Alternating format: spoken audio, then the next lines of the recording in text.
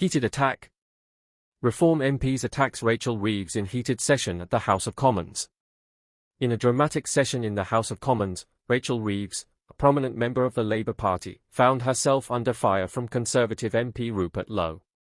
This confrontation has sparked significant debate about the economic policies being proposed by Labour and the impact they may have on the private sector.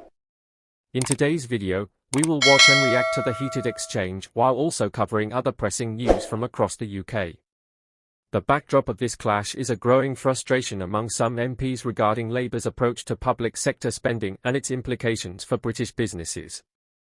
Lowe directly confronted Reeves, expressing his belief that the public sector, rather than the private sector, is the root of the country's economic challenges. He argued passionately that Labour's policies, which he perceives as targeting British businesses, could lead to dire consequences for the nation's economic future. In his remarks, Lowe emphasised that the inefficiencies and waste prevalent in government services are significant contributors to the economic malaise facing the UK.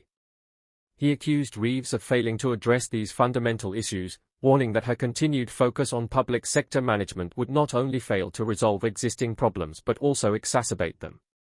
The public services are the problem, he stated emphatically, suggesting that Labour's proposed reforms might stifle entrepreneurship and investment rather than foster it.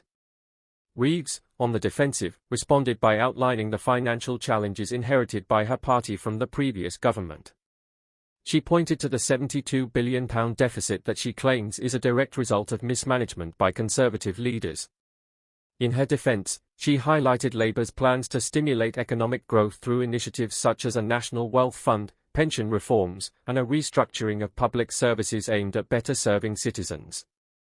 This exchange between Reeves and Lowe reflects a broader tension in UK politics, particularly regarding the role of the public sector in the economy.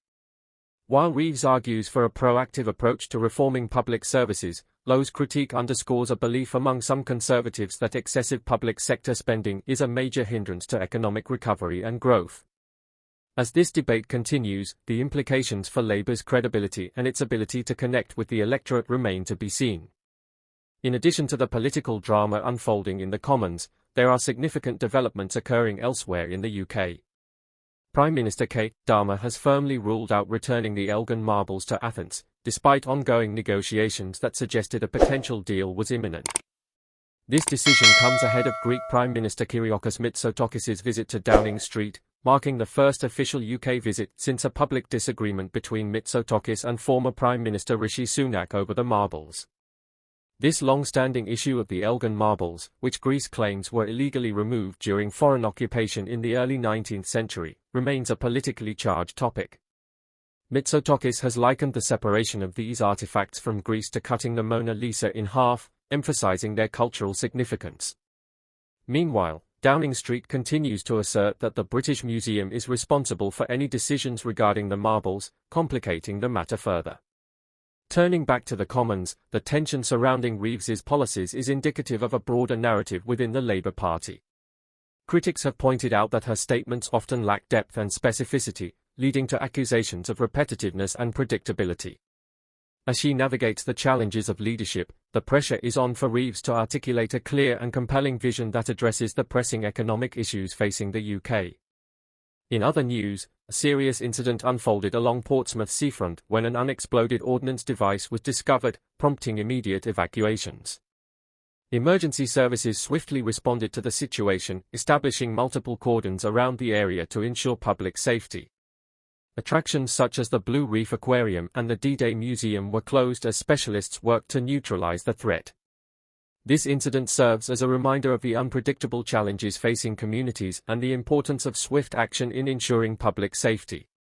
As the political landscape continues to evolve, the exchange between Reeves and Lowe highlights the pressing need for clarity and accountability in economic policymaking.